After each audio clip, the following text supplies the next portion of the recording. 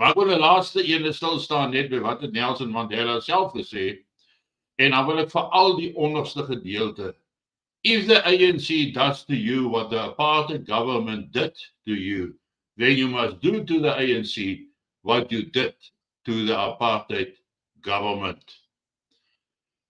Nou ons weet dat hulle nou baie slegter vaar, baie meer moorde, baie meer geweld agteruitgang. Inteendeel ervaar hulle nou baie meer slegte goed as wat hulle ooit in die tyd van apartheid en kolonialisme ervaar het in Suid-Afrika. Maar steeds doen die massas niks daaromtrent nie en stem hulle nog steeds vir die ANC. Daar is mense wat hoopvol is dat by die volgende verkiesing dinge gaan verander. En tog dink ek nie dit gaan gebeur nie. En wanneer ons by die punt gaan kom waar hulle moet mag oorhandig, gaan hulle dit ook nie doen nie. En dan sit ons in 'n burgeroorlog situasie.